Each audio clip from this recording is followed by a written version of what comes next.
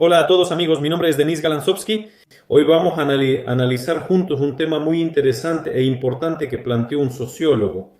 Él enfatiza que la continuación de la unión de las Fuerzas Armadas y los centros territoriales de reclutamiento probablemente destruirá la confianza en todo el ejército, en lugar de, digamos, construir confianza en los centros territoriales de reclutamiento. Por una razón simple, porque no se aplican castigos reales a los empleados de los centros territoriales de reclutamiento. La información se muestra totalmente unilateral. Y además, incluso a pesar de que desde el 1 de septiembre los empleados de los centros territoriales de reclutamiento ya debían llevar cámaras corporales, esto no sucede. E incluso en esas situaciones controvertidas, en esas situaciones sangrientas, cuando se realiza una detención forzada ilegal, o cuando los empleados de los centros territoriales de reclutamiento están del otro lado. Hubo un caso en Leópolis donde lo mataron.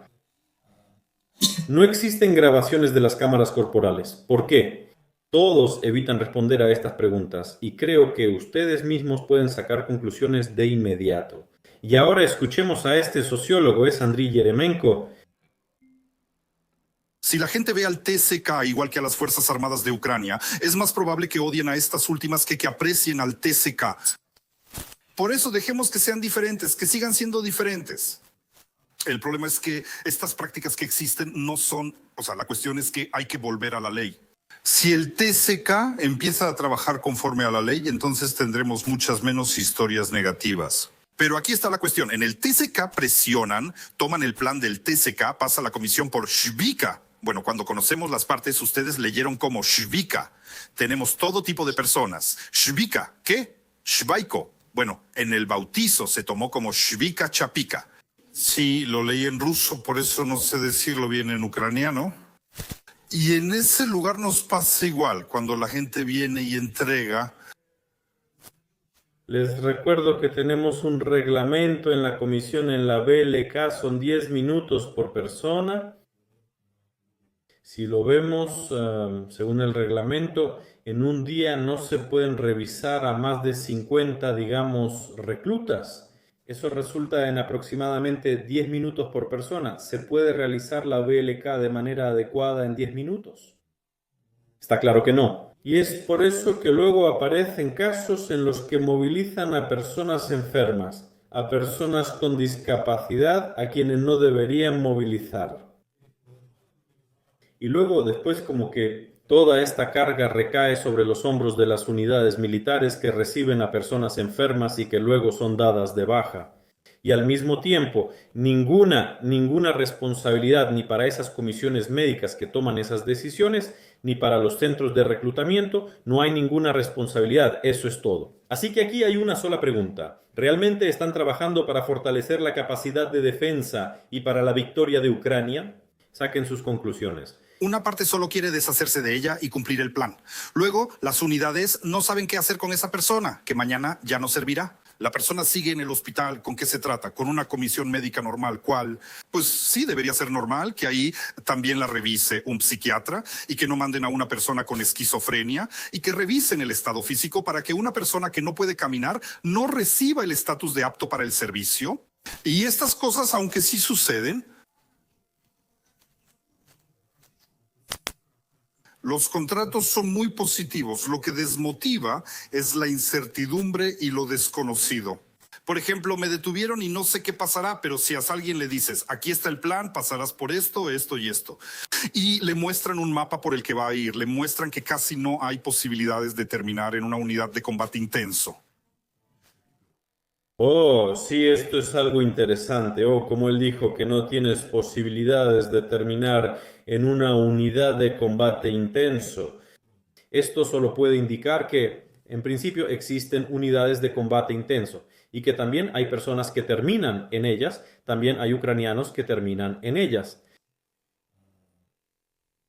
Eso es todo. En este punto podríamos dar por terminada toda esta historia y tener la respuesta a la pregunta de por qué la gente no quiere ir, ¿verdad? ¿Y cuándo? En Internet siempre escriben que es mejor que vayas tú mismo, que elijas tu propia unidad y así sucesivamente. De todos modos, todo se reduce a por qué la gente, cuando los atrapan, no quieren ir ahí o se van a sobornar, o se van a escapar, y así sucesivamente. ¿Por qué? Porque vemos que nadie habla, o mejor dicho, nadie niega que hay unidades de mierda, hay unidades de carne de cañón, y existe la posibilidad de terminar ahí.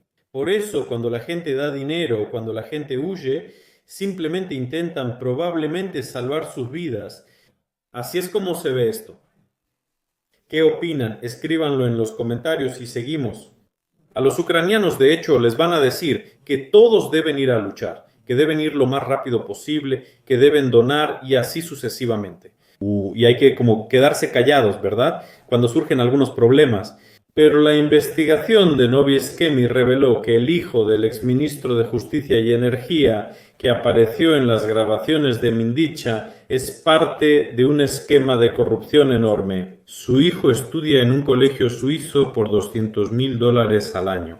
Maxim Galushchenko, de 18 años, hijo del exministro de Justicia y Energía German Galushchenko, estudia en un colegio privado suizo. Es uno de los colegios más caros de Europa. La educación con alojamiento cuesta casi $200.000 al año. Según estimaciones de los periodistas, 4 años de estudios podrían haberle costado a la familia casi $700.000 o 26 millones de grivnas, lo que supera varias veces los ingresos oficiales y los ahorros declarados de Galushchenko. En su declaración no hay ninguna mención sobre gastos en la educación de su hijo. Ya se puede terminar toda esta historia con la movilización, con lo que tienen que hacer, si tienen que sacar a sus hijos o no.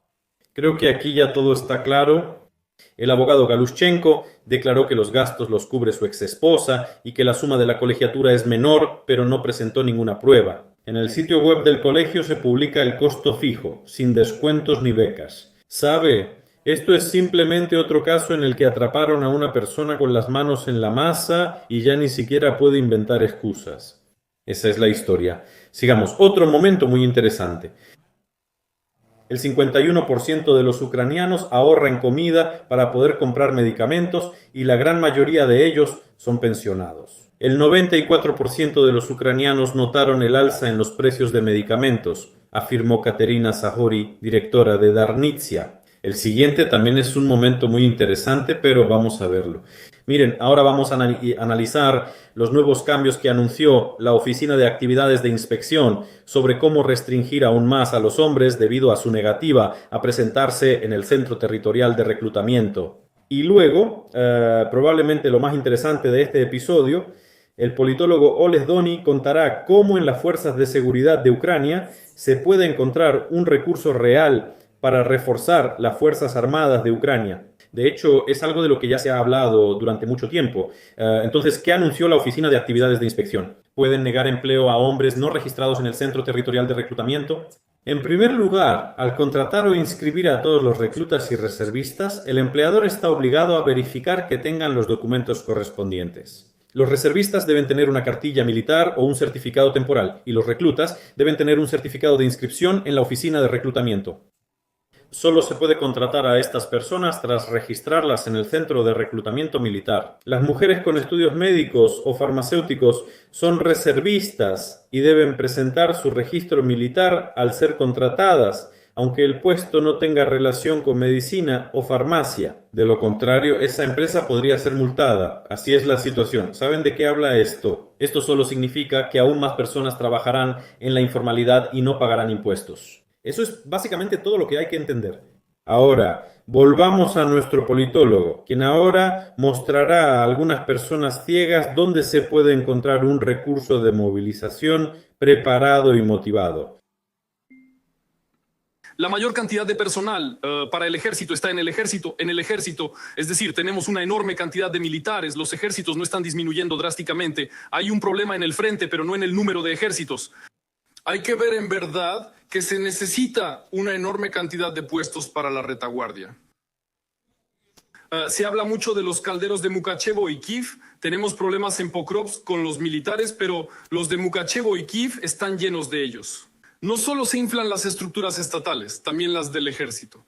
Si es diputado, también lo es. Mariana Besula decía que solo hay hasta 100.000 militares en el TCC. ¿Es cierto que la Sukin le dijo eso a Karmi? 36.000, sin incluir compañías de seguridad, son decenas de miles de militares que pueden ser reemplazados por civiles. Tenemos servicios fronterizos que protegen a los países de Europa. Es un punto muy interesante, pero vemos que aquí se dice que nuestros centros territoriales de reclutamiento, y especialmente en las compañías de seguridad, trabajan exclusivamente aquellos que ya han pasado por el frente. Aunque también entendemos muy bien que eso no es así. También hay muchas señales sobre esto, incluso entre los diputados del pueblo de Ucrania, quienes también dicen que eso no es verdad. Y por esos videos que, de hecho, que están en la red, tampoco se ve muy claramente que aquellos que trabajan en las compañías de seguridad, es decir, aquellos que realmente atrapan a las personas, las meten en las camionetas y las llevan al centro de reclutamiento territorial, lo cual, les recuerdo, es absolutamente ilegal. No parecen personas que tengan problemas de salud, al contrario, parecen hombres bastante fuertes y robustos que están entrenados para causar daño a otras personas. De los ucranianos, de aquellos que no quieren servir, pero son personas que están allí en la frontera con armas en las manos. Son varias decenas de miles de hombres. Hay otro enfoque para los oficiales, a quienes les dicen que no pueden encontrarles puestos, es decir, puestos de tropa, como en tiempos de guerra de 17 a 27 años. Es decir, la tercera reforma del ejército. De esta manera se pueden encontrar varios cientos de miles de hombres. Esto ya inició, pero debemos reforzar el reclutamiento en el extranjero. No es normal que la Rusia fascista reclute más fuera que Ucrania. También hemos hablado de esto con usted unas 150 veces, sobre por qué Rusia puede desarrollar el reclutamiento extranjero y en Ucrania no se hace de manera centralizada. Eso lo hacen únicamente algunas unidades separadas.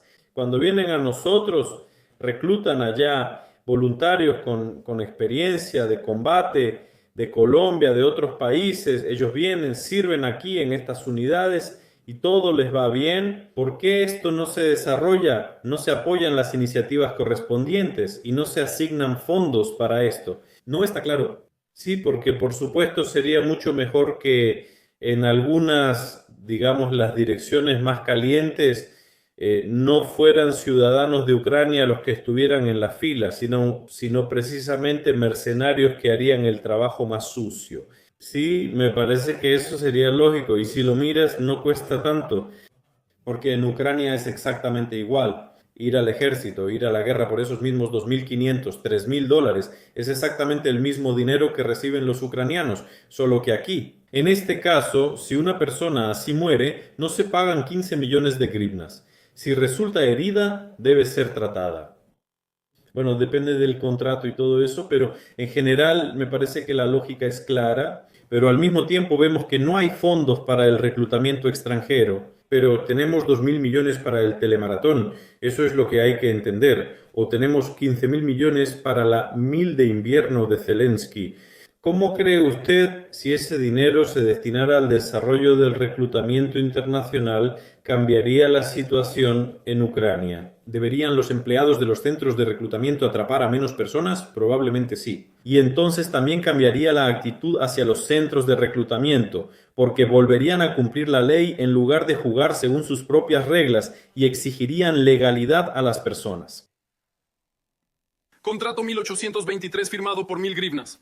Hablo del reclutamiento en el extranjero, ya que los recursos demográficos de Ucrania no alcanzan frente a la población de la Rusia fascista.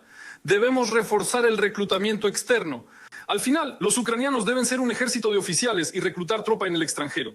En cuarto lugar está la movilización con otro enfoque. Ahora la gente se moviliza en la calle, pero es necesario movilizar a dos tipos de ciudadanos. Primero, las fuerzas de seguridad, que aún no están sujetas a la movilización. Cientos de miles de personas han sido entrenadas por el Estado ucraniano para portar armas y no les temen, a diferencia de quienes atrapan en la calle. Es decir, llevar a cabo gradualmente una rotación. Esto incluye al Ministerio del Interior, al Servicio de Seguridad de Ucrania y así sucesivamente. Primero están las fuerzas de seguridad y luego los funcionarios estatales, que siguen sin movilizarse. Son personas que reciben beneficios del Estado, a diferencia de los demás. El reclutamiento es exclusivamente, una mierda. Agricultores y constructores que no dependen del Estado no son reclutados voluntariamente. Y la movilización es para aquellos que reciben beneficios del Estado, o sea, los policías y los funcionarios públicos. Pero esto es un cambio en el enfoque de la movilización. El diputado citado piensa que solo debe haber más patrullas y detener a más personas. ¿Habrá más evasores y deserción? Y habrá más casos tan jodidos como estos, donde la gente muere. Eso es lo peor que también puede empeorar. Y vemos que esta historia de alguna manera se está desarrollando y eso realmente da mucho miedo. Esa es nuestra historia. Amigos, ¿qué opinan? Escriban en los comentarios, será interesante leerlos. Les deseo, como siempre, a todos una buena noche. Hasta la próxima.